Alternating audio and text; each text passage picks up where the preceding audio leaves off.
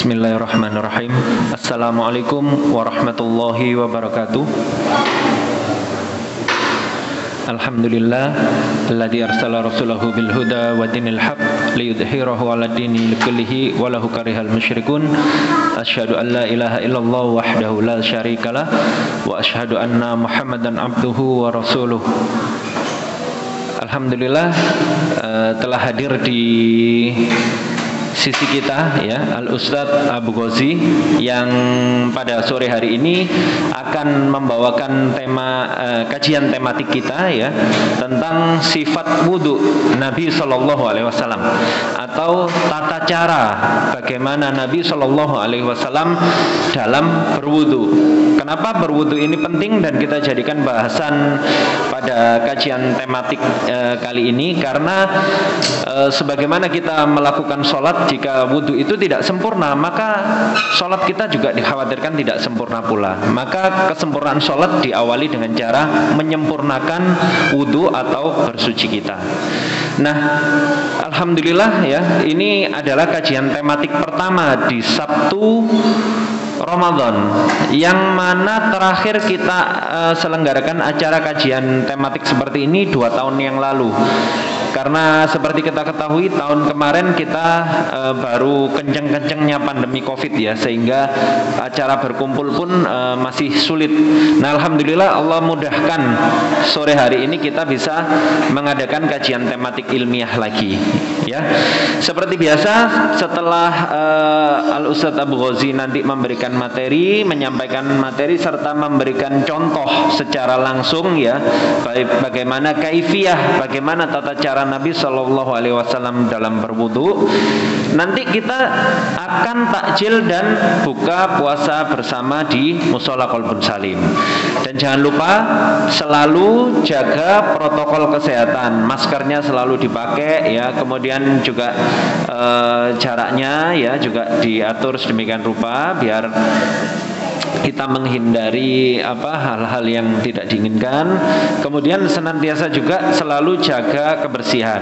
Setiap selesai makan takjil ya, sampah-sampahnya harus dikumpulkan, kemudian letakkan dalam plastik dan taruh di sampah yang disediakan oleh panitia. Jangan lupa pula nanti usahakan tertib dalam pembagian ini ya, jatah atau makanan untuk berbuka puasa bersama. Mungkin ini pengantar dari saya karena Al-Ustadz Abu Ghazi sudah ada di samping kita. Untuk kepada beliau kami persilahkan. Monggo Ustadz.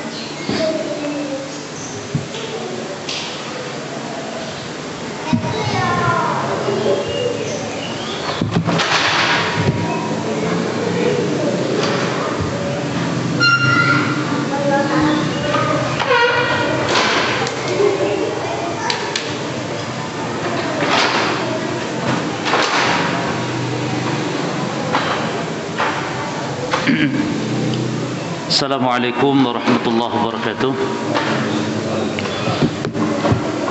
Alhamdulillah rabbil alamin, wassallallahu wasallam wa baraka ala nabiyyina Muhammadin wa ala alihi wa ashabihi wa tabi'in wa man tabi'ahum bi ihsanin ila yaumiddin wa sallama tasliman katsira, amma ba'd. Para jamaah sekalian, jamaah Masjid Qalbun Salim yang semoga dirahmati diberkahi oleh Allah Subhanahu wa taala, juga para pemirsa sekalian yang menyaksikan streaming di channel kami. Inilah pembahasan tentang sifat wudu Nabi sallallahu alaihi wasallam. Sebagaimana tadi dikatakan bahwa wudu merupakan syarat sahnya salat. Sehingga sebelum mengkaji tentang bagaimana solat yang benar, solat yang sesuai dengan tuntunan, terlebih dahulu harus mempelajari bagaimana wudu yang merupakan syarat solat itu sendiri. Oleh karena itu kitab-kitab fikih dibahas diawali dengan kitab Thaharah sebelum membahas tentang ibadah. Sebelum kita praktekkan nanti bagaimana cara wudu Nabi sallallahu alaihi wasallam berdasarkan hadis, yang akan kita baca 2 hadis para jemaah. Al-Imam Abdul Ghani Al-Maqdisi rahimahullah di dalam kitabnya Umdatul Ahkam, beliau membawakan 2 hadis tentang kaifiyat wudu Nabi sallallahu alaihi wasallam. diingat hadisnya ya. Yang pertama hadis Utsman bin Affan, yang kedua hadis Abdullah bin Zaid namanya. Hadis Abdullah bin Zaid. Nah, hadis Utsman ini dengan hadis Abdullah bin Zaid saling menguatkan, saling melengkapi. Sebagaimana mungkin nanti di dalam hadis Utsman bin Affan belum jelas, dijelaskan, didetailkan di dalam hadis Abdullah bin Zaid. Saya baca dulu yang hadis Utsman bin Affan radhiyallahu anhu. Hadis dari Humran maula Utsman. Humran ini mantan budaknya Utsman bin Affan.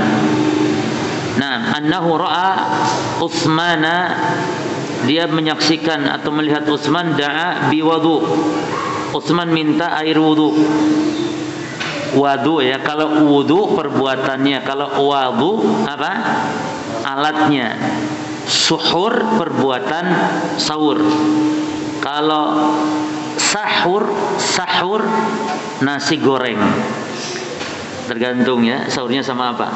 Jadi alatnya, makanannya untuk sahur. Minta wudu. Untuk apa Utsman minta wudu, yakni minta air untuk beliau berwudu, untuk mempraktekkan wudu di hadapan para sahabat-sahabatnya. Nah, berarti di sini juga kita meniru mereka para as-salafus saleh, kalau mengajarkan sebuah ilmu, mengajarkan bagaimana ibadah juga dengan praktek, jemaah. Ini praktek di hadapan para sahabat. Demikian pula Rasulullah sallallahu alaihi wasallam. Lalu perhatikan poin per poin nanti yang akan kita praktekkan. Namun sebelumnya teorinya lihat hadis poin per poinnya ya. Fa abragha ala yadayhi.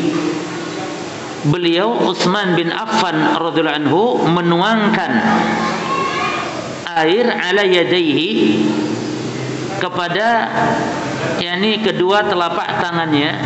Maksud dua tangan ini dua telapak tangan, min inaihi, dari bejana atau dari wadah air tersebut. Berarti menunjukkan wudunya dahulu para sahabat bukan di keran, gak ada istilah keran. Mereka kalau wudu pakai keran itu ketika orang lain menuangkan. Nah, itu baru kan dikucurkan ini, dituangkan baru seperti keran begitu. Jadi zaman dulu pakai wadah aja, Mas. Dan perhatikan nanti di dalam hadis ini kita mendapat faedah bahwa wadah air itu dikobok. Maka tidak ada istilah air musta'mal. Ya kan, kalau di sebagian mazhab seperti mazhab Syafi'i katanya air musta'mal itu air yang suci namun tidak mensucikan katanya. Tapi tidak, di sini justru dan dikobok, dimasukkan ya. Berarti menunjukkan air yang di bejana, di ember, di wadah itu dikobok. Nah, itu air tetap suci dan mensucikan. Ya. Kemudian faghasalahuma salasa marrat. Lalu membasuh kedua telapak tangan tadi 3 kali. Perhatikan lafadznya. Summa adkhala yaminahu fi alwudu. Kemudian tangan kanan memasukkan ke air. Nah, ini dikobok dia. Tangan kanan masuk ke air, ya. Kemudian beliau untuk apa? Berkumur. Tangan kanan memasukkannya ke air, ke dalam bejana tersebut. Summa tamadmada wastansyaqa wastansara. Lalu beliau melakukan 3 hal. Ya, perhatikan lafadznya, beliau berkumur dan menghirup, istinsyak, menghirup air ke hidung, wastansara, dan mengeluarkannya, istinsar. Tamadmad berkumur, ya, istinsyak menghirup air ke hidung, dan istinsar mengeluarkannya. Enggak disebutkan berapa kalinya di sini. Baik. Summa ghassala wajhahu salasan. Lalu beliau membasuh wajah 3 kali, wa yadayhi, dan 2 tangannya, ilal mirfaqaini, sampai ke 2 sikutnya, salasan 3 kali. Summa masaha bi ra'sihi, lalu mengusap kepalanya. Summa ghassala, enggak disebutkan bagaimana mengusap, cukup mengusap saja. Summa ghassala kilta rijlihi, lalu membasuh masing-masing dari 2 kakinya salasan sebanyak 3 kali. Sampai sini selesai. Ya. Lalu Utsman mengatakan, katanya raaitu an-nabiy sallallahu alaihi wasallam tawadda'a nahwa wudu'i hadza. Lalu kata Utsman, saya melihat Nabi berwudu persis seperti wuduku ini. Tadi yang meriwayatkan siapa di sini? Humran, maulanya Utsman. Kata Humran, saya lihat Utsman kayak gitu. Lalu Utsman ngomong, aku lihat wudunya Nabi seperti wuduku ini, kata Utsman. Baik. Jadi yang praktek wudu siapa di sini?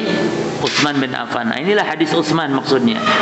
Nah, kemudian Nabi bersabda, wa qala, dan beliau bersabda, kata Utsman, man tawaddu'a nahwa wudu'i hadza. Lihat, siapa yang berwudu persis seperti wuduku ini, thumma shalla rak'atain, lalu salat 2 rakaat. Syaratnya, siapa yang wudu seperti wudunya Nabi, lalu salat 2 rakaat, lalu ada syarat yang ketiga, la yuhadditsu fihi ma nafsuhu aw nafsahu. La yuhadditsu fihi ma nafsahu. Jiwanya tidak bicara, yakni maknanya khusyuk maksudnya. Yani siapa yang wudu seperti wudu Nabi lalu salat 2 rakaat dan khusyuk maksudnya, maka ghafarallahu lahu ma taqaddama min dhanbihi, maka Allah ampuni dosanya dari yang telah lalu. Jelas ya? Baik. Nah, ini hadis yang pertama jemaah, yang mana kita simpulkan dari hadis-hadis ini bahwa dianjurkan untuk mencuci 2 telapak tangan di permulaan wudu. Dan ini hukumnya tidak wajib. Ini kalau tidak pun sah wudunya, karena hukumnya sunnah. Kata Imam Nawawi, sepakat ulama kalau itu tidak wajib, sepakat ya. Ya. Kemudian para jemaah sekalian, wudu yang wajib atau yang rukun, kata para ulama, apa yang disebutkan dalam Quran saja, yaitu di dalam surah Al-Maidah ayat 6. Itu ayat wudu plus tayamum itu. Nah, di dalam Al-Quran surat Al-Maidah ayat 6 disebutkan yang harus dicuci itu cuma 4. Allah mengatakan, ya ayyuhalladzina amanu idza qumtum ila shalah faghsilu wujuhakum. 1. Wahai orang-orang yang beriman, kalau mau salat basuh wajah-wajah kalian. 1. Yang kedua, wa aydiyakum ilal marafiq. Yang kedua, membasuh kedua tangan sampai sikut. Yang ketiga, wamsahu bi ru'usikum wa arjulakum ilal ka'baini. Sudah itu saja.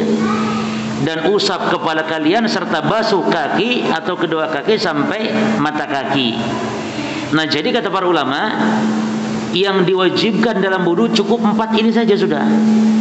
Selain itu hukumnya tidak wajib. Nah, sekarang pertanyaan, apa hukum istinsyak, hukum berkumur, hukum istinsyaq? Apa jemaah? Kan katanya cuma ada di Quran. Apa hukum berkumur, apa hukum istinsyak dan istinsar yang tadi dipraktikkan oleh Nabi? Jawabannya adalah wajib, karena di dalam Quran perintah untuk membasuh wajah, sementara berkumur, sementara istinsyak adanya di daerah mana? Nah, jadi walaupun di Quran nggak spesifik, namun hadis dan wajah termasuk di dalamnya berkumur karena mulut, karena hidung ada di daerah wajah. Jadi menjadi wajib. Ini pendapat yang kuat tentang masalah berkumur. Baik, kemudian para jemaah sekalian, yang harus diperhatikan lagi, wudu itu yang menjadi rukun dan wajib ya, yani berdosa kalau tidak dilakukan. Selain yang 4 tadi, ditambahkan dengan al-muwalah. Apa al-muwalah? 4 tadi apa? Wajah, terus tangan, usap kepala, kaki. Wis 4 saja. Nah, ditambah muwalah dan 1 lagi tartib. Jadi berapa sekarang? 6. Ya. Muwalah itu artinya tartib dulu sudah. Tartib itu maksudnya urutannya sesuai. Tidak boleh dirubah urutannya ya. Urutannya. Yani membasuh muka baru tangan. Jangan tangan dulu baru muka. Yani urutannya tertib sebagaimana Allah menyebutnya di dalam Al-Qur'an. Lalu kalau al-muwalah artinya para jemaah, muwalah itu bersambungan gitu. Tidak boleh lambat. Dan tidak boleh lambat sampai anggota wudu itu kering. Misalnya kalau sedang wudu, di tengah-tengah wudu lalu telepon dulu. Ngangkat telepon. Sahnya sah para jamaah, tapi kalau sampai memutuskan mualah, memutuskan bersinambungnya anggota wudu ketika dibasuh, apalagi sampai kering, maka itu wudunya tidak sah disambung, tapi harus diulang dari awal. Jadi masalah bicara boleh dalam wudu, ketika wudu, namun jangan sampai kering para jamaah ya. Karena di dalam hadis disebutkan bahwa ada orang yang sholat ya para jamaah, lalu ada sebesar atau seukuran uang logam ya di kakinya itu, atau sebesar kuku lah di kakinya, enggak terbasuh, kering dia. Maka Nabi SAW memerintahkan orang ini untuk mengulang wudunya dan mengulang sholatnya para jemaah. Ada orang sholat lalu enggak terbasuh gitu, kelihatan oleh Nabi. Maka Nabi perintahkan untuk apa? Untuk mengulang wudu dan untuk mengulang sholatnya. Ini menunjukkan berarti mualah itu adalah rukun. Seandainya tidak rukun, mungkin Nabi cukup itu kakimu basuh, itu cukup kakimu yang basuh. Tapi tidak, Nabi suruh apa? Ulang dari awal. Makanya kalau kita lagi wudu lalu terputus dengan aktivitas, itu namanya tidak mualah, apalagi sampai anggota wudu kita kering. Baik. Nah, ini diantara poin penting ya, istilahnya rukun-rukun wudu ya. Nah, kemudian kita baca untuk melengkapi hadis Abdullah bin Zaid berjamaah. Hadis Utsman cukup begitu saja sudah. Hadis Utsman. Nah, sekarang hadis Abdullah bin Zaid. Abdullah bin Zaid radhiyallahu anhu meriwayatkan ya.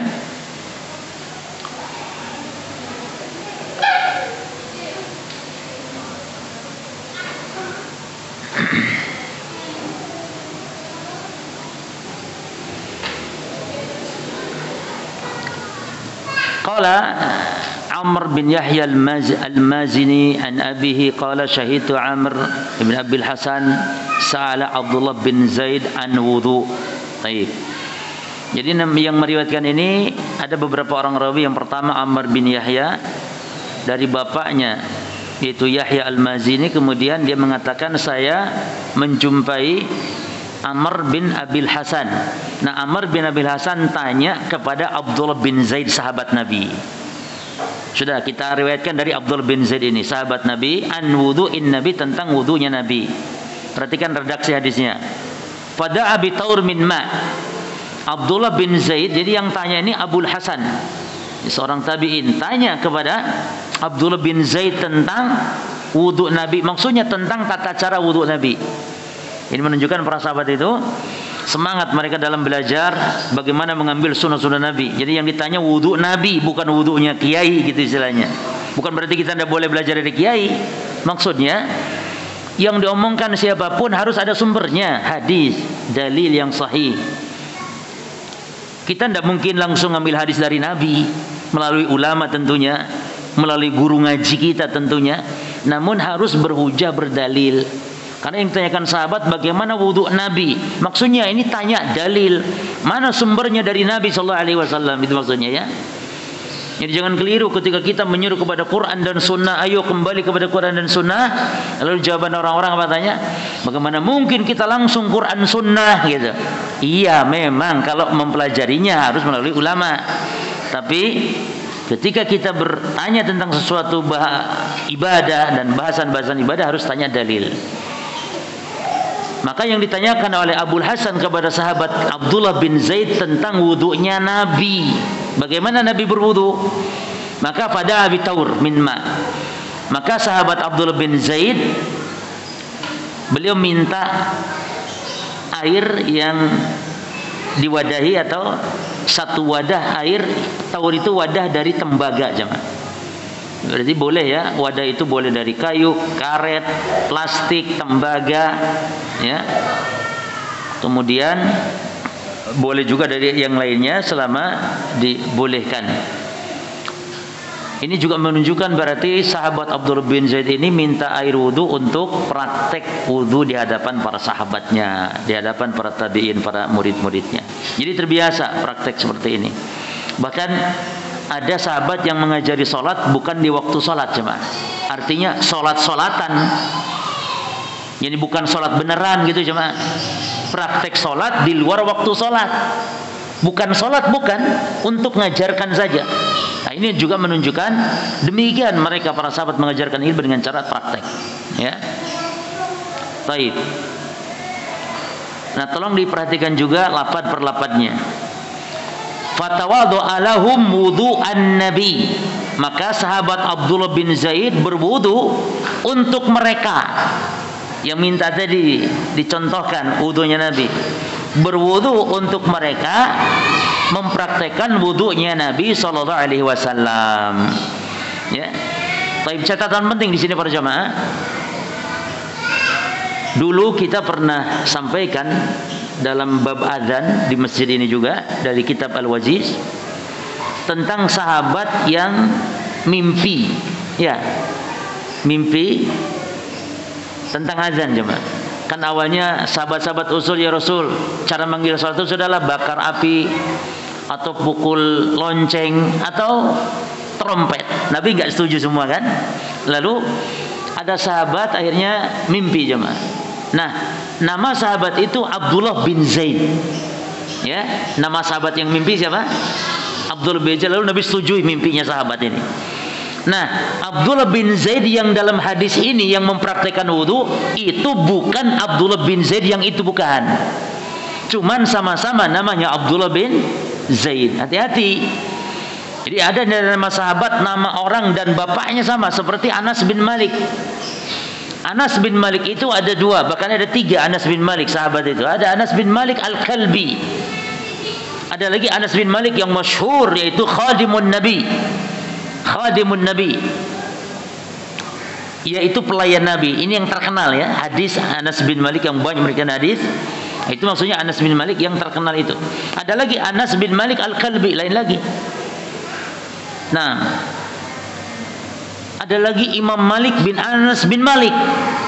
Imam Malik itu bapaknya sama nama sahabat. Imam Malik bin Anas bin Malik lagi. Tapi jangan dikatakan Imam Malik itu anaknya sahabat. Bukan dong, Imam Malik zamannya bukan zaman sahabat. Kan ada seorang ustadz yang begitu, keliru. Katanya Masya Allah, ya Imam Malik anaknya sahabat. Sahabat Anas bin Malik punya anak namanya Malik. Malik bin Anas bin Malik. Keliru ternyata. Bukan. Ya wajar keliru, tidak masalah jemaah. Yang penting diralat disampaikan kepada umat. Jangan sampai Imam Malik bin Anas bin Malik anaknya sahabat Anas bin Malik. Oh enggak sejaman. Dan tidak ada hubungan kerabat apapun antara Imam Malik, Imam Darul Hijrah, Imam Madhab Maliki dengan sahabat Anas bin Malik. Nah, jadi yang meriwayatkan wudu, mempraktekkan wudu Abdullah bin Zaid dengan Abdullah bin Zaid yang mimpi adzan itu berbeda. Namun sama nama. Dan biasa orang Arab jemaah sampai sekarang loh. Orang Arab itu sampai sekarang jemaah kalau antum ke Saudi di sini banyak sekali orang namanya Muhammad, bapaknya Ahmad, Muhammad Ahmad. Yang ini pun tetangganya Muhammad, bapaknya Ahmad juga. Banyak Muhammad Ahmad, Muhammad Ahmad. Nanti dibedakan dari apanya biasanya orang Arab, dari kabilahnya. Muhammad bin Ahmad yang mana nih? Muhammad Ahmad Al-Qahtani, Muhammad Ahmad Asiri gitu. Al-Jawawi, As-Sundawi, Al-Sidarja. Apalagi di sini. Ya. Jadi dibedakan dengan itunya. Jadi biasa para perawi hadis dulu juga banyak yang sama. Bahkan Imam Ghazali namanya siapa? Muhammad bin Muhammad bin Muhammad. Imam Ghazali namanya, Ghazali itu nama kampungnya Ghazal. Namun aslinya nama Muhammad bin Muhammad bin Muhammad. Jadi nama antara anak, bapak dan kakek sama. Terus, nah perhatikan lafaz hadisnya jemaah. Fa'akfa ala yadayhi minat tawur. Lalu beliau menuangkan dari bejana tadi ke dua tangannya, telapak tangannya. Lalu faghassala yadayhi salasan. Dituangkan air, lalu beliau membasuhnya 3 kali. Ya. Summa adkhala yadahu fit tawur. Lalu tangannya memasukkan, sama dengan hadis siapa tadi? Utsman. Memasukkan tangan ke dalam bejana. Lalu perhatikan ikhwan, famadmadu ini perincian atau penjelasan yang lebih detail dari hadis Utsman tentang cara berkumur dan cara istinsyak dan cara istinsar. apa istinsar, mengeluarkan apanya, dikeluarkan apa namanya, digitukan apa namanya, diopono nih cara Jawa nih bahasa Sunda dising-singkeun. Habis ya kayak ngono ya, istinsar namanya. Lihat, perhatikan. Famadmadha, kemudian Abdullah bin Zaid berkumur, perhatikan, wastansyaqa, dan menghirup air ke hidung, wastansara, dan mengeluarkannya kembali, salasan 3 kali, bisalasi ghurafat, dengan 3 kali cidukan. Jadi digabungkan jemaah. Kalau dalam hadis Utsman kan nggak disebutkan, namun dalam hadis ini digabungkan, yakni dalam 1 cidukan, namun tetap 3 kali, namun 1 kali cidukan, dan digabungkan antara berkumur dan beristinsyak. Jadi begini, dari 1 telapak tangan berkumur separuh, memasukkan air ke hidung separuh, ya, berkumur separuh, masukkan air ke hidung separuh. Ini sudah penuh nih, anggaplah penuh ya. Di hidung ada, di mulut ada. Jadi dibagi 2 nih, 1 telapak ini. Mungkin yang tidak biasa, ala Ustaz nggak enak ini. Iya, memang jenengan biasanya sak gayung, berkumur sak gayung, nyedotnya sak gayung. Jadi 1 ember itu wudu habis. Itu tidak sesuai sunnah. Yang boros air itu tidak sesuai sunnah. Dan pahalanya, perhatikan coba dalam berwudu atau mandi ya, semakin sedikit air semakin banyak pahala, semakin boros air semakin kurang pahalanya. Jadi jenengan walaupun airnya banyak, jangan mentang-mentang banyak, karena kita ngalap pahala. Bagaimana Pak? Sedikit, paling sedikitnya dalam bertaharah itu yang paling terbaik. Al-iktisad fil ma' inda taharah masyru'un. Menghemat air ketika taharah itu masyru' disyariatkan. Baik. Jadi begini, separuh berkumur, separuh lagi disedot ke hidung, baru tinggal istinsar dengan tangan kiri pegang, keluarkan. Baik, ya bareng sama mulut boleh dibandingkan dengan istinsar. Bisalasi ghurafat 3 kali, yakni 1 kali, 2 kali, 3 kali, namun 1 telapak tangan. Kalau kita biasanya kan kumur 3 kali dipisah, itu namanya al-fasl. Kalau yang digabung ini namanya al-wasl. Wasl itu menyambung antara berkumur dan istinsyak. Biasanya kaum muslimin, mungkin juga antum biasanya dipisah al-fasl. Kumur dulu, kadang juga 2 ini ya. Oke lah, nggak masalah ya. 2, terus berkumur 3 kali, ya. Terus beristinsyak 3 kali dipisah. Nah, lalu summa adkhala yadahu fit taur. Lalu beliau masukkan lagi tangan ke bejana. Nah, ini berarti ngobok lagi. Memasukkan tangan ke bejana, berarti mengombok air yang ada di bejana, di ember tadi. Nah, ini menunjukkan para jemaah sekalian bahwa air musta'mal itu suci dan mensucikan air bekas itu. Bahkan Rasulullah mandi bekas Maimunah, istri beliau, mandi bekas mandinya. Makanya di dalam hadis Abu Hurairah tentang tata cara mandi para jemaah, itu dibolehkan mandi itu dengan cara mencelupkan atau berendam di dalam bak gitu ya, dan bekasnya air itu suci, nggak ada istilah air itu najis. Nanti pembahasan air, nanti ada pembahasan tentang hukum air, pembagian air, ada air suci yang mutlak, ada air yang suci namun tidak mensucikan, ada air yang najis dan seterusnya. Disebut mutanajis, air yang kena najis, ya, itu mutanajis namanya. Baik. Nah, kemudian faghassala wajhahu salasan, lalu beliau membasuh wajahnya 3 kali, Abdullah bin Zaid. Lalu thumma adkhala yadahu faghassalahuma marrataini, kemudian beliau memasukkan lagi kedua tangannya ke dalam air, faghassalahuma, lalu membasuh kedua tangan tersebut marrataini. Perhatikan lafaz marrataini. Membasuh wajah berapa kali tadi? 3 kali. Giliran tangan malah cuma 2 kali saja. Berarti faedahnya di sini, dan ini sebagai hadis yang berbeda dari hadis Utsman bin Affan, dibolehkan dalam bilangan basuhan itu tidak harus sama, jemaah. Ini sesuka-sukanya antum, namun yang wajib berapa? Yang wajib 1 kali dan lebihnya sunnah. Mau 2 kali silakan, 3 kali juga silakan, namun 4 kali boleh tidak? Itu berlebihan namanya, nggak boleh. Cuman yang menarik di sini yang jarang kita ketahui, boleh ternyata tidak harus sama. Bahkan yang sebelah tangan 3 kali barangkali, yang sebelahnya lagi yang kiri mah cuma 2 kali atau cuma sekali, itu juga tidak masalah. Tidak harus sama intinya. Sesuka kita, apalagi lihat kondisi air jemaah. Kalau air cuma segelas, berwudu dengan air segelas, silahkan. Bagaimana caranya supaya air ini pas? Mungkin wudu sekali-sekali atau 2 kali atau kadang sekali atau sekali atau 2 kali, demikian. Jadi beliau membasuhnya 2 kali dan garis bawah 2 kali ini besar-besar, yang menunjukkan memang beda. Ilal mirfaqain sampai 2 sikut, ya. Summa adkhala yadayhi, lalu beliau memasukkan lagi kedua tangannya, famasaha bihima ra'sahu, lalu dengan tangannya beliau usap kepalanya, fa aqbala bihima, lalu beliau mulai dari depan dengan kedua tangannya, depan tumbuh rambut sini, wa adbara maratan wahidan, kemudian dibawa ke belakang, ya. Kemudian dalam hadis yang lain, bada bi muqaddami ra'si hatta dhahaba bihima ila qafah, dimulai dari tempat tumbuh rambut kemudian diputar ke belakang, ya, hatta dhahaba, pergi itu berangkat ke belakang, ila qafah sampai tengkuk, summa raddahuma, lalu dikembalikan kedua tangannya, hatta raja ilal makani ladzi bada minhu, sampai di tempat mulanya tadi. Kemudian mengusap telinga, ya. Dan mengusap telinga enggak ada di Quran.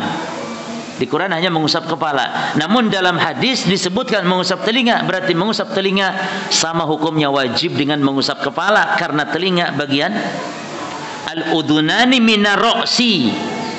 2 telinga itu bagian dari kepala. Jadi walaupun di Quran tidak ada, tetap wajib. Jangan sampai Ustaz di Quran tidak ada ini telinga. Iya, tetap wajib. Kenapa? Karena Nabi mengatakan bahwa, dan Nabi mempraktikkan, dan juga dikatakan bahwa al-udhunani minar ra'si, yang namanya 2 telinga bagian dari kepala. Jelas ya? Di situ jemaah, hadis dan ayat Quran nggak boleh dipisahkan, saling menguatkan. Di Quran nggak ada haramnya anjing. Di Quran nggak ada. Di Quran yang diharamkan cuma 4 saja. Ya, hurimat alaikumul maita wa damu lahmul khinzir ma uhila bihi lighaira. Diharamkan kalian darah, bangkai, lalu daging babi. Bahkan di Quran diharamkan dagingnya, berarti kulitnya boleh.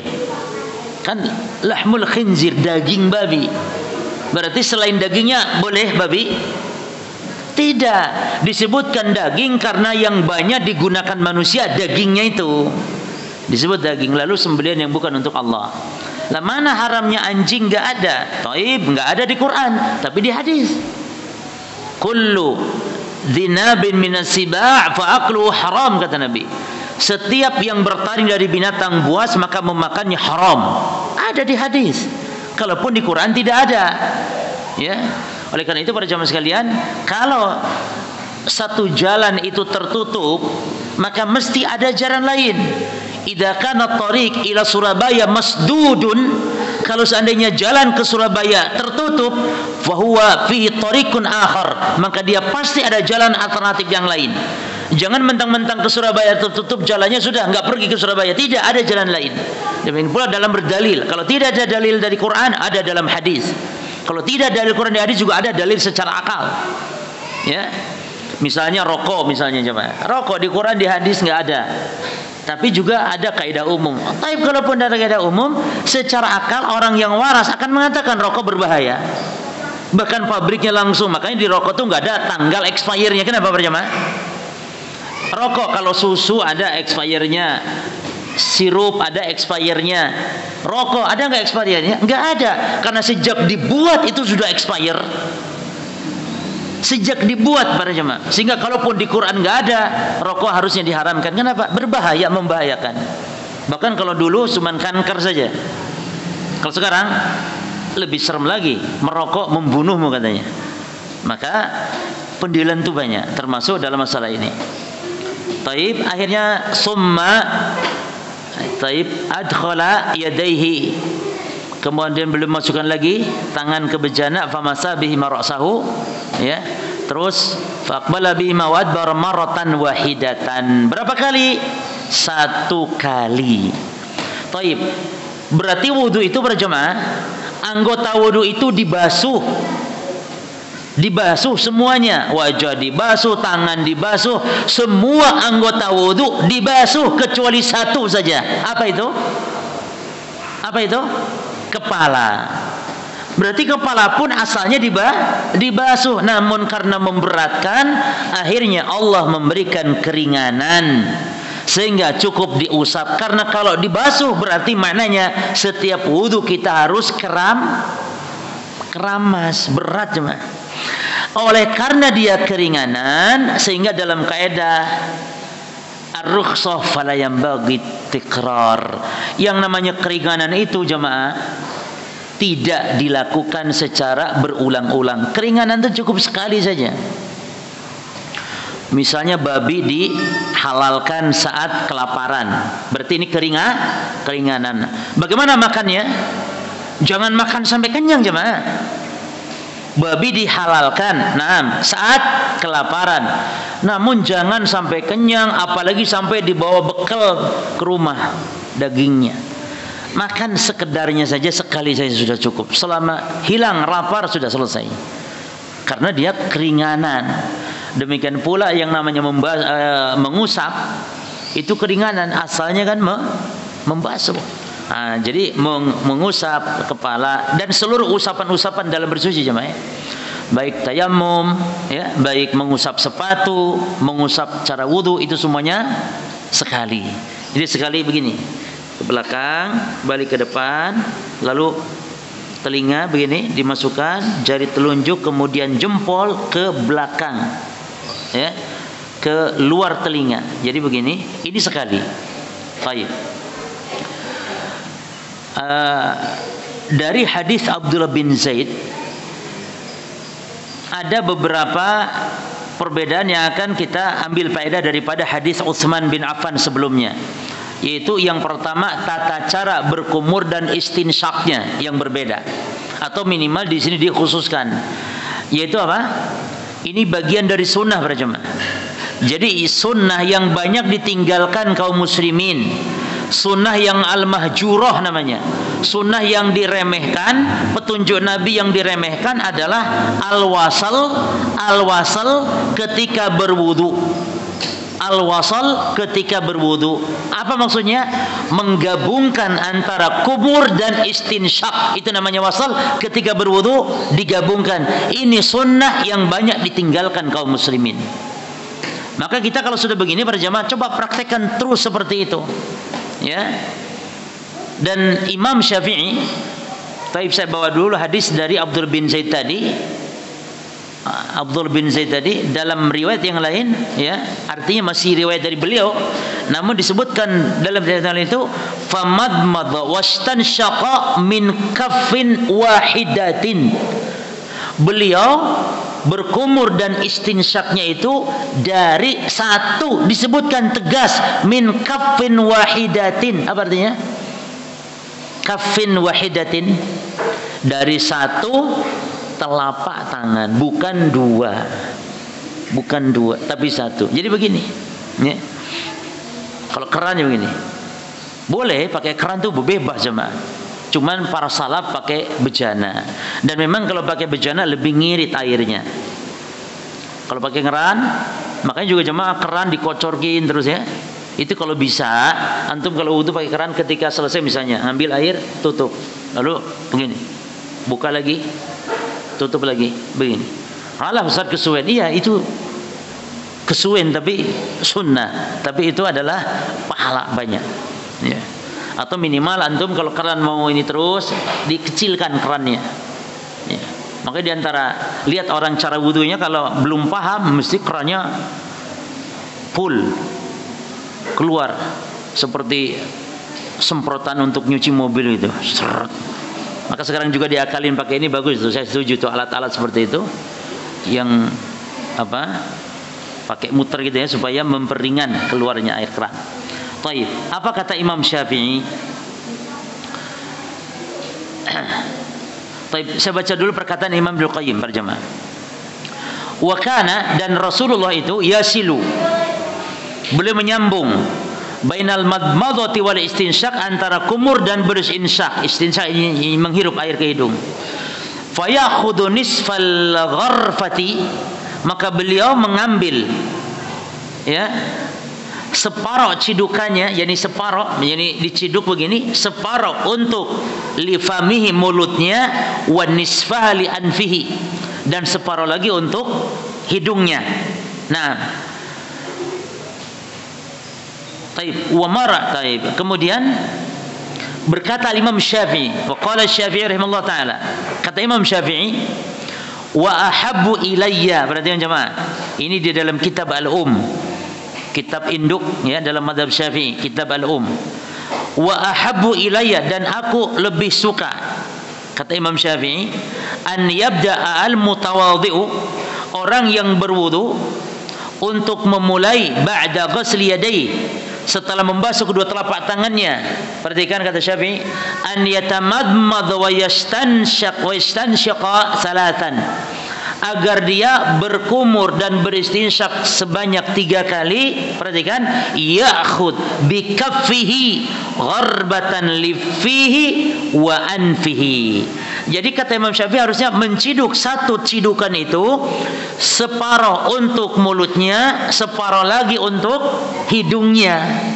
Ya, wa yudkhilal ma anfahu, kemudian masukkan dia ya ke mulut dan ke hidung air, yastabligh wa yastabligh biqadri ma yara annahu ya'khud bi khayashimihi, dan hendaknya dia berlebihan dalam menghirup, kata Imam Syafi'i. Dan ini sebagaimana dalam hadis Nabi.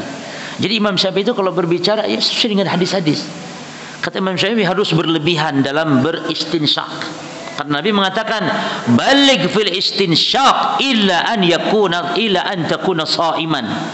Kata Nabi, berlebih-lebihanlah di dalam beristinsyak, berlebih-lebihanlah dalam menghirup air ke hidung, kecuali kalau sedang berpuasa. Nah, kalau sedang puasa enggak boleh jemaah. Ya, berlebih-lebihan dalam beristinsyak. Berdasarkan hadis ini berarti ketika puasa tidak boleh pakai obat tetes apapun apabila obat tetes itu ada yang masuk di tenggorokannya, karena beristinsyak saya tidak boleh kalau sedang puasa karena ada yang masuk. Demikian pula obat tetes. Namun kalau obat tetes itu tidak masuk ke tenggorokan, maka dibolehkan jemaah. Maka diperbolehkan ya. Namun kalau yang sampai masuk, terasa ada yang masuk, maka itu tidak diperbolehkan. Baik. Namun sebagian ulama, obat tetes apapun mutlak boleh, karena obat tetes bukan melalui apa? Kalau tetes mata, tetes telinga, bukan melalui tenggorokan. Beda dengan berkumur, katanya masuk. Al-jawab, lebih hati-hati obat tetes hidung. Ya, obat tetes hidung ini nanti dikhawatirkan sama dengan istinsyak. Kalau ada terasa masuk, enggak boleh. Tapi kalau obat tetes mata, obat tetes telinga, insya Allah aman. Walaupun terasa karena dia bukan masuk melalui hidung atau tenggorokan. Jelas ya? Baik. Kemudian kata Imam Ibnul Qayyim, lam yasih fihi hadithun wa amal faslu bainal madmad wal istinsyaq lam yasih fihi hadithun. Adapun, perhatikan berjamaah, hadis yang menyebutkan Nabi, misalnya Nabi Muhammad memisahkan kumur dengan istinsyaqnya dipisah, disebutkan seperti itu lafadznya, Nabi memisah, itu tidak ada yang sahih. Jadi dalam hadis-hadis hanya disebutkan Nabi berkumur, Nabi istinsyak. Namun bagaimana caranya? Tidak disebutkan. Disebutkan dalam hadis Abdullah bin Zaid, yakni dengan digabungkan atau awasal dalam satu gharfah, dalam satu cidukan telapak tangan. Ya. Baik. Lalu para jamaah sekalian,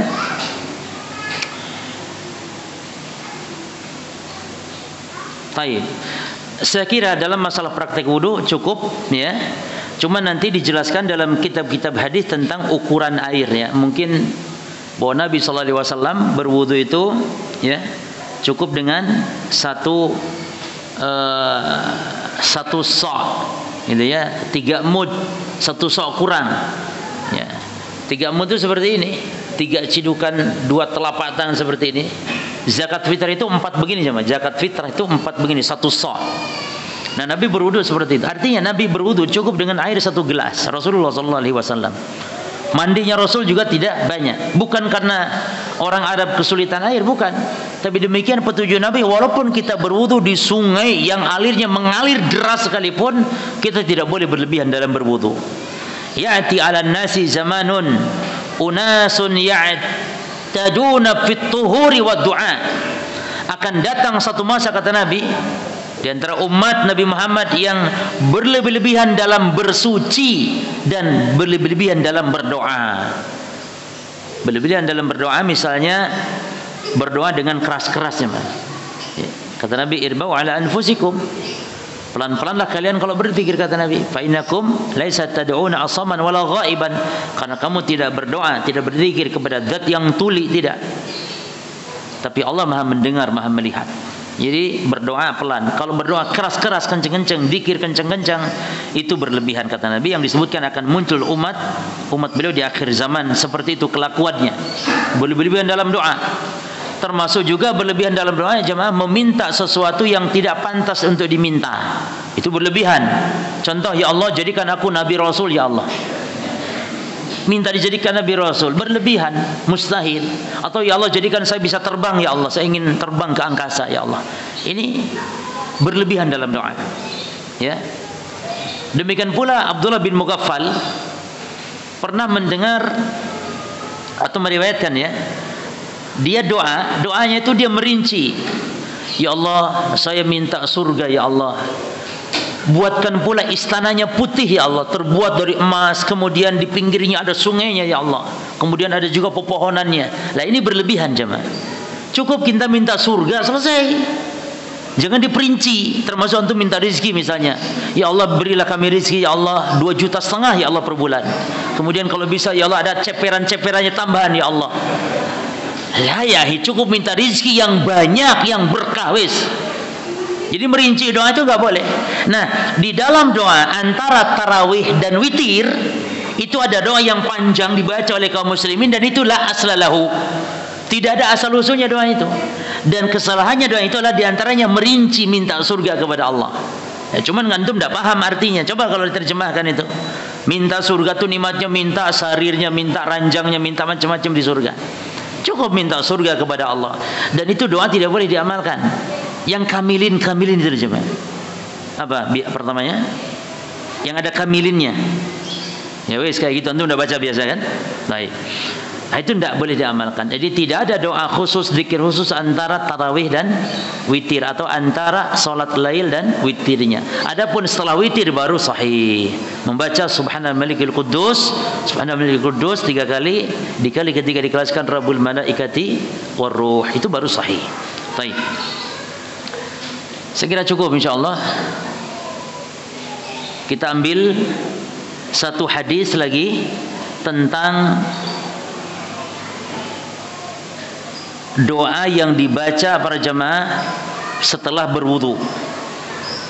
Nah, doa yang dibaca setelah wudu itu ada 3 lafaz doa para jemaah.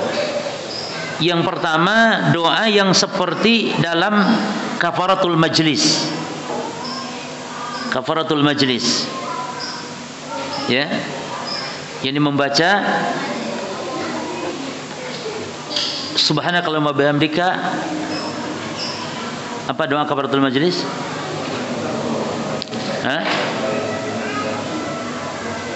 Subhanakallahumma bihamdika asyhadu alla Subhanakallahumma bihamdika asyhadu alla ilaha illa anta astaghfiruka wa atubu ilaika.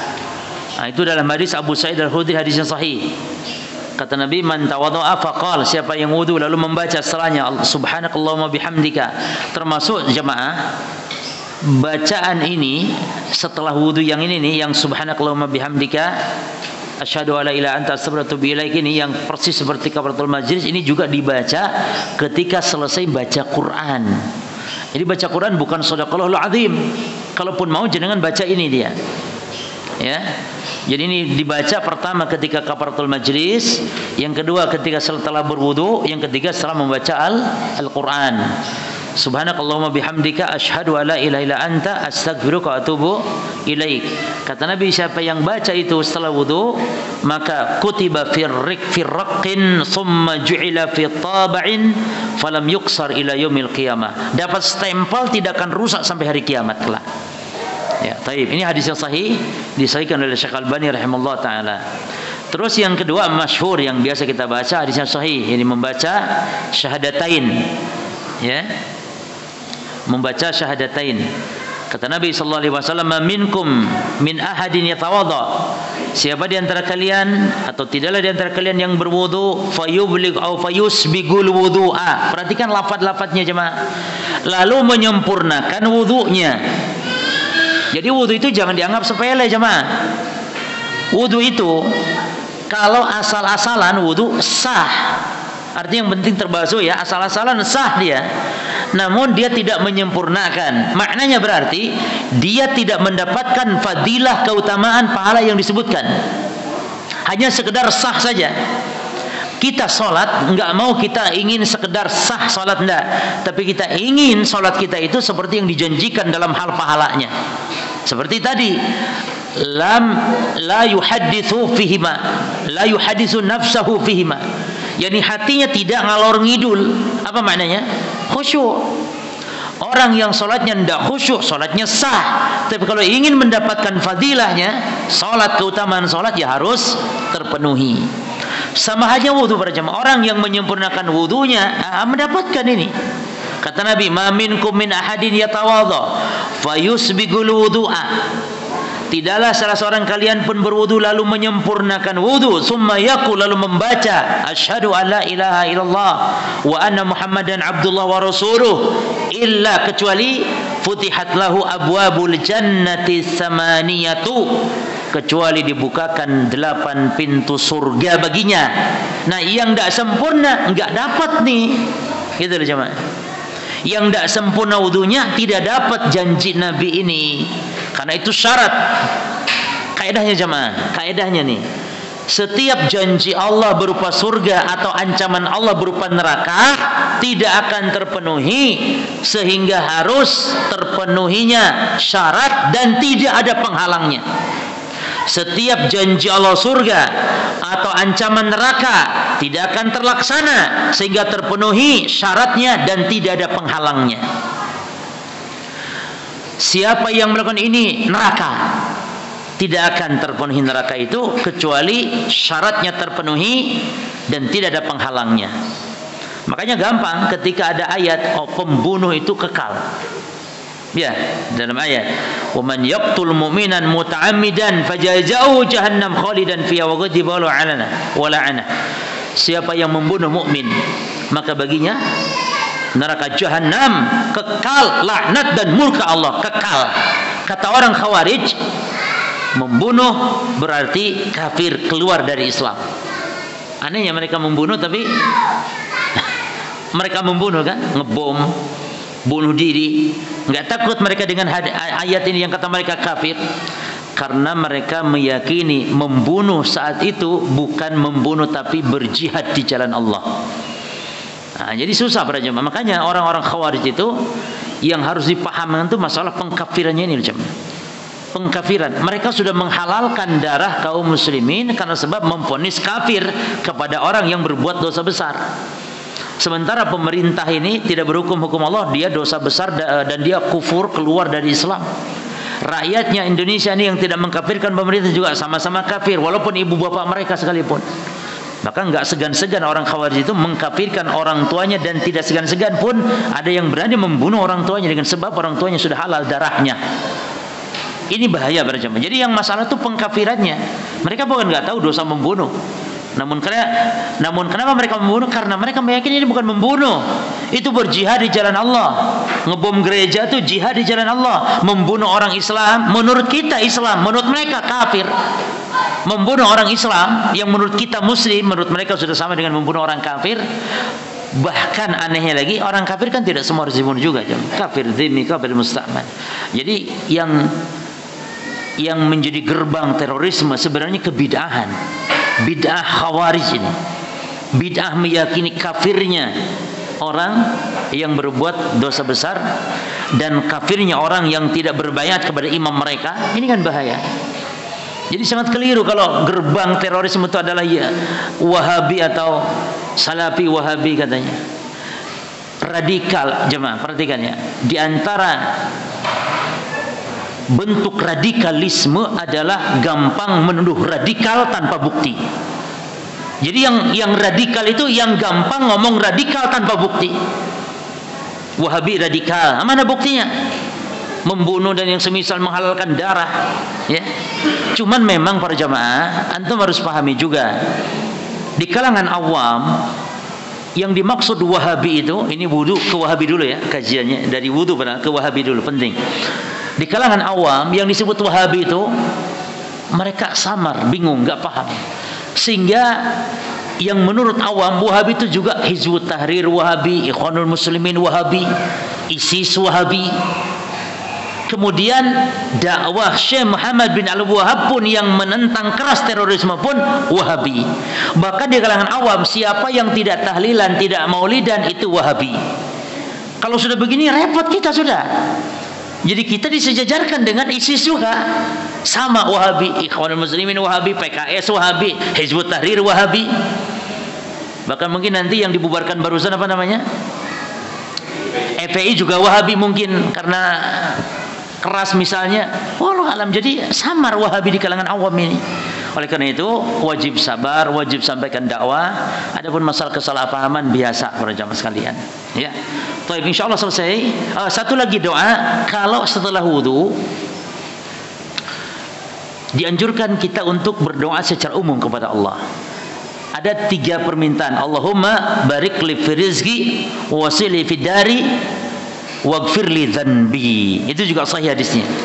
Allahumma barik li fi rizqi wasi'li fi dari waghfir li dzanbi. Ya Allah ampuni dosaku, beri rizki, luaskan rizki, luaskan tempat tinggalku. Tempat tinggal mohon untuk diperluas atau diluaskan kepada Allah.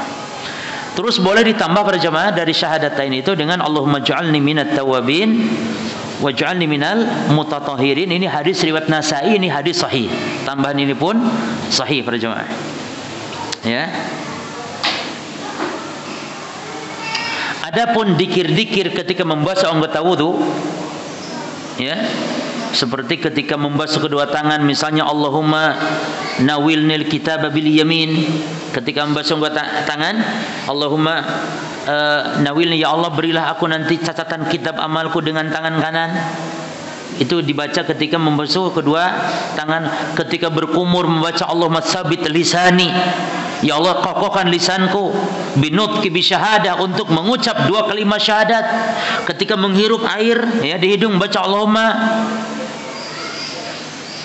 istashqini raihatal jannah, ya Allah berilah aku ciuman aroma surga. Ini semuanya tidak ada asal usulnya jemaah, dan haram untuk mengucapkannya ketika berwudu. Karena ibadah wudu itu ibadah, dikir-dikirnya tauqifiyah, paten, baku sifatnya, enggak boleh ada tambahan-tambahan. Ketika membasuh wajah membaca Allahumma bayyid wajhi, ya Allah putihkan wajahku yauma taswaddu wujuh, pada saat hitamnya legam hitamnya wajah-wajah di hari kiamat. Demikian setiap anggota wudu dibasuh ada bacanya, tidak ada dasarnya, ya. Kata siapa? Kata Imam Nawawi. Kata Imam Nawawi dalam kitab Rawdatul Talibin, kitab fikih Syafi'iyah, mengatakan hada doa, lapad-lapad doa ketika anggota wudu dibasuh itu, kata beliau la aslalahu, tidak ada asal usulnya. Walam yadhkur Syafi'i, dan Imam Syafi'i tidak pernah baca itu. Wal jumhur, demikian pula mayoritas ulama enggak baca itu. Jadi tidak boleh umat Islam membaca itu ketika wudu. Jadi cukup diam saja, ya, diam saja. Taib. Walam yadhur al-mutaqaddimun, kata Imam Nawawi, tidak pula para salaf terdahulu membaca itu. Lalu kata Imam Nawawi, wa qala Ibnu Shalah, dan berkata Imam Ibnu Shalah, lam yasih fihi hadithun, Tidak sah hadis dalam masalah ini sama sekali. Baik. Demikian pula imam-imam yang lain ya para jemaah. Baik. Saya simpulkan, sifat wudu yang sempurna ada 10 macam. InsyaAllah kita jam berapa maghribnya? Hah? 3:30 pas. Baik. Di 5:15 lah ya. Di 5:15 kita praktek wudunya. Baik. Sekarang dari hadis-hadis yang sahih tentang tata cara wudu Nabi, kita simpulkan cara wudu yang sempurna jemaah ya. Sempurna itu lengkap dengan sunnah-sunnahnya, bukan hanya yang wajib toh. Lengkap, total, sempurna itu ada 10 poin. Segampang, enggak usah banyak-banyak. Berapa? 10 poin. Yang pertama jemaah, niat di dalam hati. Niat, innamal a'malu binniyat wa innamal likulli imri'in ma nawa. Niat yang pertama. Dan niat itu bukan nawaitu. Niat itu bukan usoli. Usoli nawaitu itu bukan niat. Jadi niat itu dalam hati, sepakat ulama. Baik yang mengatakan harus usoli, harus nawaitu pun ulama yang ngomong begitu tetap sepakat mereka kalau niat tempatnya di mana? Di hati. Adapun dilafadzkan dengan nawaitu karena kata mereka untuk menguatkan saja. Jadi dalilnya usoli atau nawaitu dalilnya 2. Satu dalil akal, yang kedua dalil kias. Tidak ada dalil nas, enggak ada. Dalil akal yang pertama, menurut akal melafadzkan niat itu membantu untuk menguatkan hati secara akal. Yang kedua kias. Kias kemana? Kias ke dalam ibadah haji katanya. Nabi Muhammad kalau saat ihram untuk haji atau umrah, beliau melafadzkan katanya. Bagaimana lafadznya? Labbaik Allahumma umrah.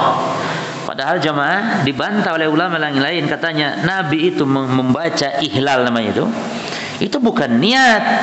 Niatnya Nabi sudah dalam hati, tapi itu ibarat takbiratul ihram kalau salat. Jadi itu ikrar ihlal dan memang harus demikian. Setelah ikrar itu baru masuk kepada perbuatan ihram sehingga berlaku larangan-larangan ihram. Tapi walaupun jenengan sudah di tempat mikot ya, makanya jemaah ini yang membedakannya. Jenengan sudah di tempat mikot ya, jenengan sudah mandi, sudah apa, itu masih boleh melakukan yang dilarang saat itu. Masih boleh pakai parfum, cerot parfum. Boleh sembarang cukur apa masih boleh.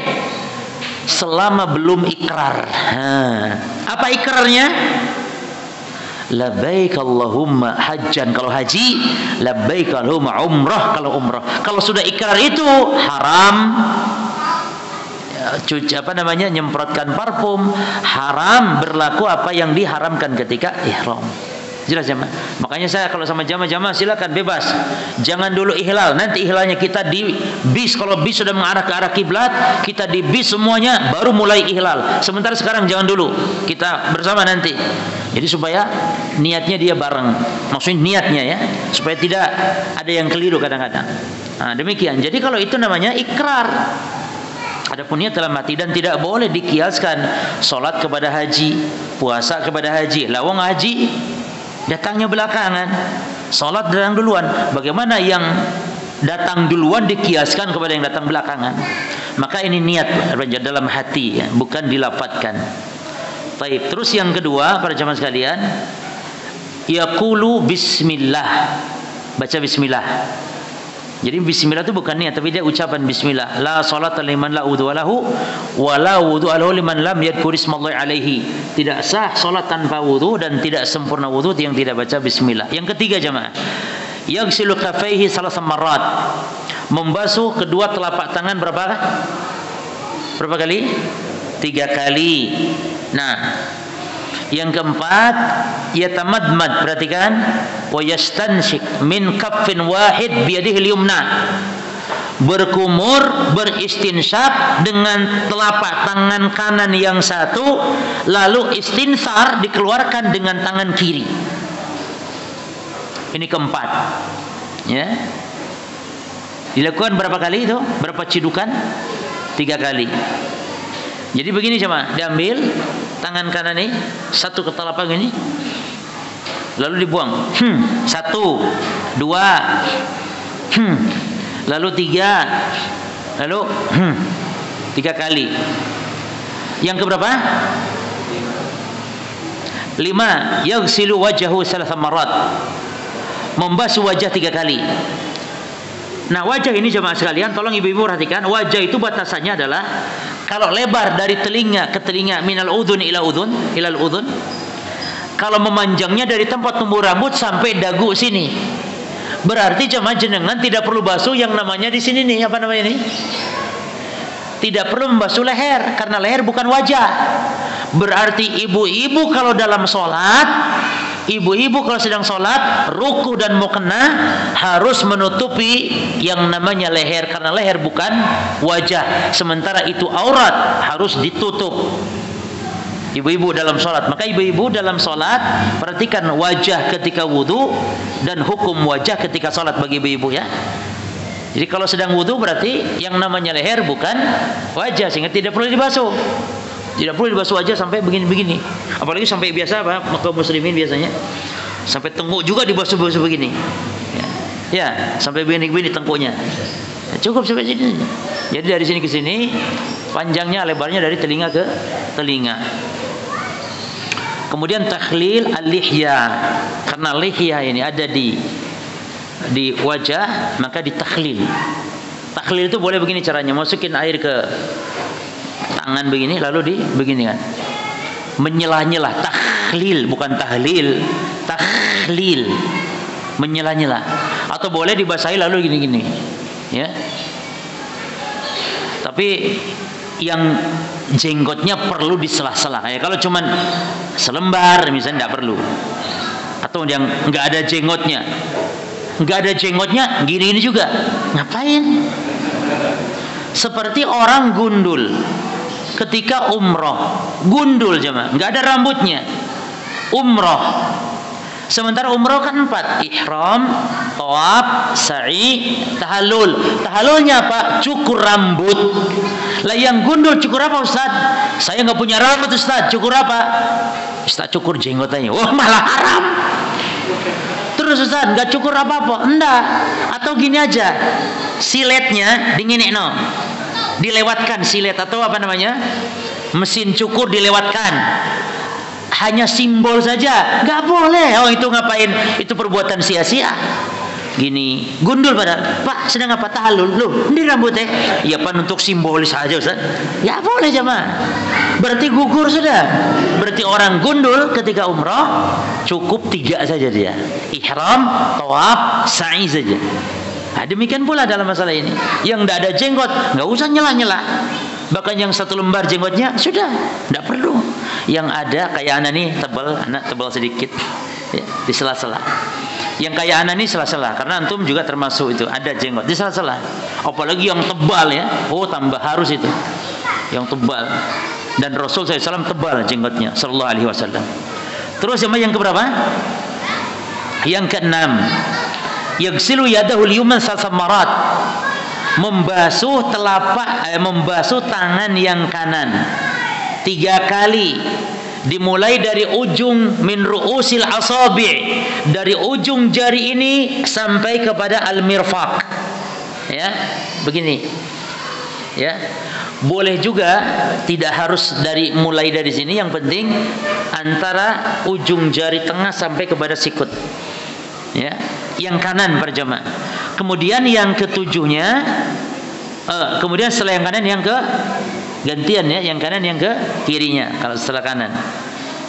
Baik jemaah, mendahulukan kanan dalam anggota wudu apa hukumnya? Jemaah, takdimul yumna 'indal wudu. Apa hukumnya? Ijma' ulama sepakat hukumnya tidak wajib. Jadi hukumnya sunnah. Artinya kalau ada orang mulai wudu tangan kiri dulu tidak apa-apa, namun rugi kehilangan pahala. Karena Nabi yu'jibun Nabi sallallahu alaihi wasallam at-tayammun. fi tarajulihi wa tana'ulihi wa fi tuhurihi wa fi sya'ni kullih. Kata Aisyah, Nabi itu sangat gemar, Nabi suka, Nabi menyukai mendahulukan kanan di dalam menyisir rambutnya pakai minyaknya, di dalam pakai sendalnya, dan di dalam bersucinya, dan dalam seluruh aktivitasnya Nabi. Jadi mendahulukan kanan. Tentu yang berpasangan, yang ada kiri kanan. Adapun kalau yang tidak ada pasangannya, seperti pakai peci. Pakai peci dahulukan yang mana? Ya tidak ono pakai peci kok dahulukan kanan kiri, tidak ada. Tapi pakai baju, pakai celana, pakai sandal, pakai sepatu, kaos kaki. Nah, itu dahulukan kanan. Mencopotnya dahulukan kiri. Ya, taib. Yang keberapa? 7. Yamsahu ra'sahu marratan wahidatan. Mengusap kepala sebanyak 1 kali dengan membasahi kedua telapak tangan dengan air, kemudian dilewatkan, diusapkan, dimulai dari depan tempat tumbuh rambut sampai tengkuk, dibalikan ke depan, kemudian summa yadkhul asabi'ahu atau usbu'ai, kemudian memasukkan usbu'ai, 2 telunjuknya mana? Taib as-sababataini, ya. 2 jari, yang jari telunjuk, maksudnya jari tengah ini, jari telunjuk, yang sebelah jari tengah. Lalu wayamsau bi ibhamaihi, lalu kedua jempolnya mengusap dhahira udhunai, mengusap telinga bagian luarnya. Kedua jempolnya, kedua ibu jarinya begini. Jadi masukkan begini, lalu ininya diusapkan sekali, ya, sekali, semua tuh sekali, jangan di gini-gini. Terus ini juga kepala digini-gini. Tayamum juga sekali, semua sekali. Digosok-gosok, keluar nanti jinnya. Keluar sekali, seret gitu. Demikian pula ini, mengusap sekali. Kemudian ini juga sekali. Baik. Kemudian berjamaah yang ke-8, membasuh kaki yang kanan 3 kali sampai mata kaki, kemudian yang kiri. Yang 9, doa dengan pilihan tadi. Dan yang ke-10 terakhir, siapa yang tahu? 10. Hah? Lah. Tertib sudah, itu harus tertib seperti itu tadi. Kan sudah tertib tadi disusun dari 1 sampai 10. Salat, ahsantum. Yang ke-10 salat 2 rakaat. Baik. Oh, pertanyaan banyak jemaah. Waktunya habis.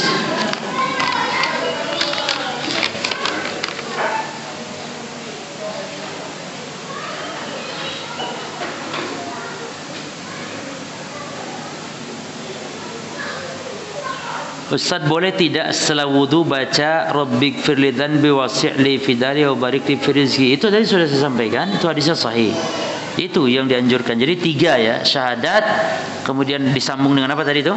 Kalau majali minat tawabin, ya, disambung kifaratul majlis tadi. Bukan kifaratul majlis maksudnya, yang mirip lafaznya dengan kifaratul majlis. Lalu ditambah dengan ini. Dalam salat tarawih, apa diperbolehkan seorang membaca Al-Quran dengan cara melihat mushaf? Iya, kalau salat sunnah boleh jemaah. Seperti salat malam, karena ada anjuran salat malam untuk berusaha memperlambat, memperpanjang bacaan. Tapi kalau dalam salat wajib tidak diperbolehkan. Ada asar dari Aisyah radhiyallahu anha dalam masalah ini. Nah, tapi makmum nggak boleh disibukkan jemaah. Misalnya makmum mengetes atau ngecek bacaan imam, nggak boleh. Makmum tidak boleh karena tidak hajat untuk itu. Tapi imam dibolehkan, atau salat munfarid dibolehkan, salat sendiri.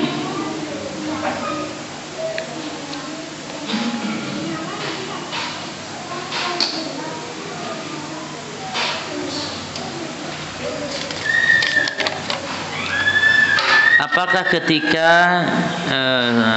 kita sudah berwudu bila menceboki anak wudu kita batal? Nah, ini banyak kesalahpahaman jemaah ya. Pertama berjamaah, orang kalau sudah wudu lalu terkena najis, maka dia tidak membatalkan wudunya, tapi cukup najis itu dibasuh saja. Misalnya sedang wudu, punya wudu, kena air kencing atau kena apa, cukup dicuci yang kena air kencing itu supaya kita bisa sholat dan wudunya sah. Baik. Terus yang kedua, bagaimana dengan mencebuki anak kecil? Kalau mencebuki anak kecil ada khilaf dalam masalah ini, karena namanya mencebuki anak berarti menyentuh apa? Bukan masalah najisnya. Kalau menyentuh najis berarti sama dengan hukum tadi. Tapi ini menyentuh kemaluan. Maka sebagian ulama membatalkan karena menyentuh kemaluan, baik kemaluan sendiri, kemaluan orang lain, baik kemaluan besar, kemaluan anak kecil. Namun yang roji wallahu taala alam, ini fatwa dari Syekh Ibnu Utsaimin rahimahullah taala, yang namanya anak kecil kemaluannya ya tidak membatalkan. Karena ulama pun khilaf tentang kemaluan orang dewasa, jemaah. Ada yang ulama tuh merincinya begini. Kan hadisnya double, jemaah. Bertentangan hadisnya itu. Kemaluan itu bid'atun minka. Kemaluan itu bagian anggota tubuhmu, kayak kamu nyentuh tangan, nyentuh kaki. Batal enggak? Tidak, sama halnya nyentuh kemaluanmu sendiri. Tapi yang lain, man massa dzakarahu falyatawadda.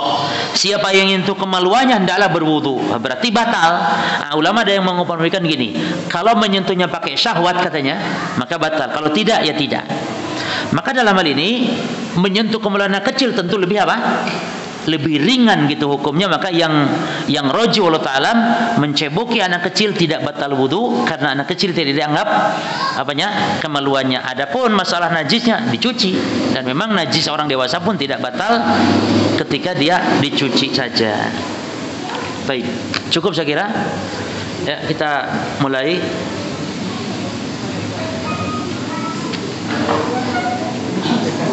Loh, kan tadi antum sudah tahu teorinya, tinggal antum praktekkan. Ya kan sudah tadi. Baik.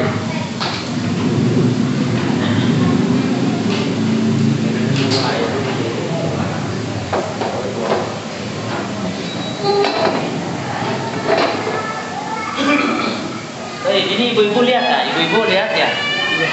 Ada kami tadi.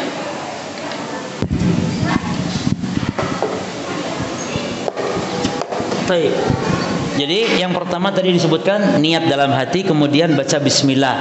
Bismillah saja ya, tanpa ar-Rahman, tanpa ar-Rahim. Jadi bismillah. Sudah itu yang pertama kali adalah apa? Membasuh dua telapak tangan, kemudian takhlil jemaah. Jadi jari jemari ini, baik kaki atau tangan ditakhlil ya, sebagai bentuk kesempurnaan. Tidak takhlil pun boleh, asal pasti terbasuh, namun takhlil itu dia lebih sempurna ya. Jadi dilakukan 3 kali. Kemudian contoh misalnya begini, bisa dituangkan, bisa diciduk langsung, karena tadi juga kan menciduk airnya. Bisa begini, misalnya diambil ya, lalu dibasuhkan. Nah begini ya. Nah ini nih, walaupun ininya berulang-ulang, ini dihitung sekali. Jadi menciduk lagi ya, dituangkan begini. Ini juga dihitung 2 kali. Jadi sekali atau 2 bilangan itu bukan masalah 1, 2, 3, bukan begitu. Tapi isti'abnya, sempurnanya kita dalam pembasuhan. Jelas ya? Baik. Sudah itu apa tadi katanya? Siap-siap untuk apa? Berkumur. Nah kumur ambil satu tuh, sedikit saja. Ini dibagi 2 jemaah. Masuk sebagian ke mulut ya. Sebagian ke mulut, sebagian ke hidung. Baik. Satu cidukan begini, lalu dibuang yang di hidungnya, dan sedot yang keras ke hidung, baru nanti dikeluarkan. Nah, itu 1 kali. Lalu ciduk lagi 2 kali, ciduk lagi 1 kali, berarti 3 kali. Sudah itu bagaimana? Apa? Wajah.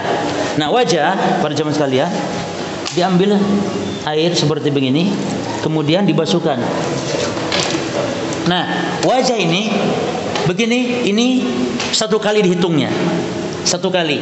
Ambil lagi 2 kali, walaupun digosok-gosokkan begitu tidak masalah, harus digosok-gosokkan ya. Jadi walaupun sini ke sini nggak masalah, dihitung sekali selama kita ambil isti'ab sempurnanya 1 kali begitu. Ambil lagi, kemudian dibasuhkan begini ya. Ini 2 kali, kemudian ambil sekali lagi. Baik. Setelah itu apa? Nanti kita praktekkan di akhirnya ya. Sudah itu tangan. Dan air yang jatuh ke sini boleh jemaah. Kan kemarin tadi disebutkan dia tidak ada istilah air musta'mal. Nah, tangan para jemaah sekalian, bagaimana cara satu kalinya? Perhatikan, tangan itu dimulai boleh dari atas, dari jari ke sini sampai sikut, atau juga boleh misalnya dari sikut ke atas. Yang penting ini dari sini batasan sampai ke sikut. Tangan begini. Nah, ini walaupun berulang-ulang begini itu satu kali namanya. Ambil lagi. Nah, ini satu kali, dua kali, ambil lagi sekali lagi. Nah, ini berapa? 3 kali. Lalu yang kirinya, ya. Ini satu kali, kemudian ambil 2 kali. Nah, satu kali lagi tambah menjadi 3 kali. Untuk setelah ini mengusap kepala. Untuk kepala ini boleh bekas membasuh tangan yang ini karena masih basah, boleh ngambil lagi, dibasahi. Jelas jemaah ya?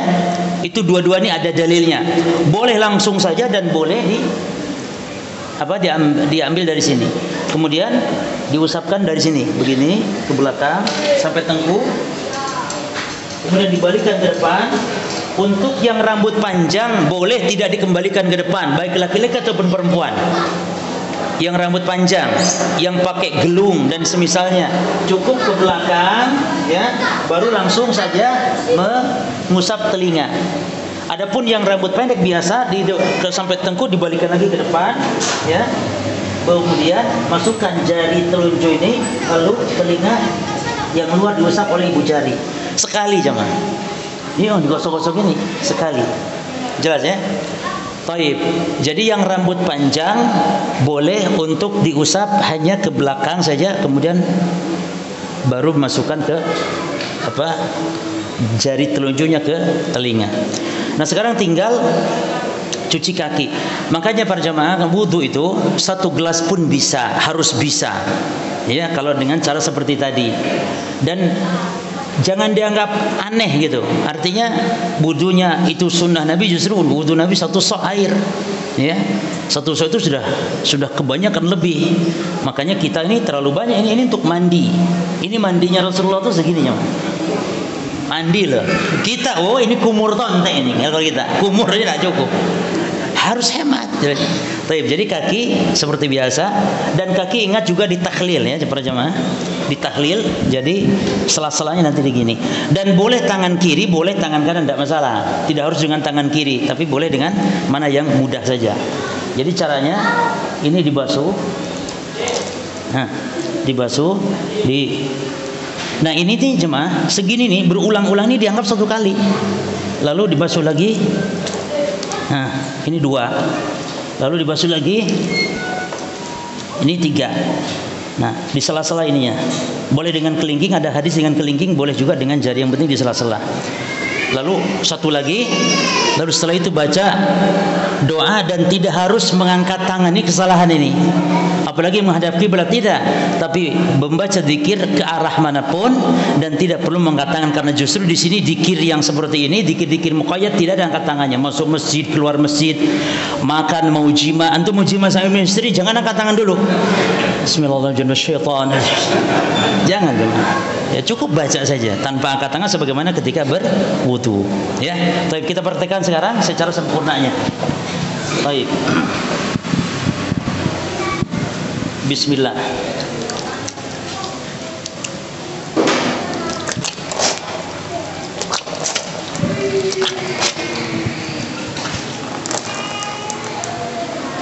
Berapa kali?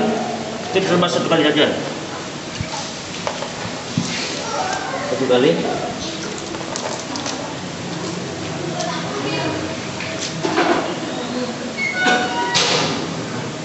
Kemudian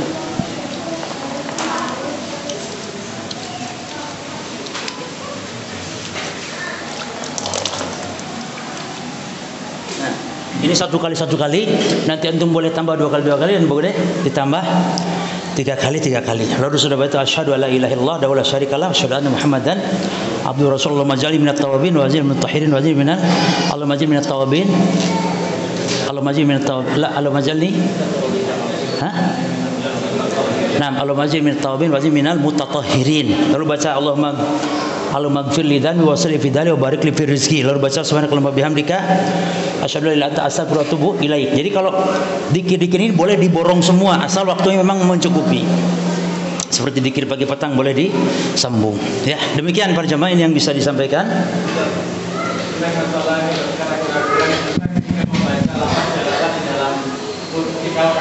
Baik. Para jamaah sekalian, berwudu boleh telanjang bulat ya, berwudu, dan berwudu boleh berbicara. Oleh karena itu boleh berwudu di kamar mandi telanjang sebagaimana Nabi SAW wudu di kamar mandi ketika beliau mandi junub. Namun membaca bismillah yang jadi masalah ini. Sebagian ulama mengatakan di luar sebelum masuk membaca bismillah, baru kemudian masuk kamar mandi. Namun ada lagi yang mengatakan dalam hati bismillahnya. Namun wallahu taala alam para jemaah sekalian, yang dilarang itu bukan baca bismillah di kamar mandi, tapi yang dilarang itu membaca bismillah ketika buang hajat. Maka insya Allah membaca bismillah di kamar mandi ketika mau berwudu, kamar mandi insya Allah tidak masalah. Tapi kalau mau cari yang selamat atau hati-hati, membaca di luar. Atau tidak baca pun karena itu dia sunnah hukumnya. Tapi yang mau sempurna tetap baca walaupun mungkin di luar. Jelas ya? Namun boleh telanjang dan boleh ngobrol. Jadi wudu itu bukan seperti sholat, boleh ngobrol, boleh bicara ya. Baik, barakallahu fikum. Masuk adzan? Baik. Ya, mari kita buka dulu. Demikian subhanakallahumma bihamdika asyhadu an la ilaha illa anta astaghfiruka wa atubu ilaik. Assalamualaikum warahmatullahi wabarakatuh.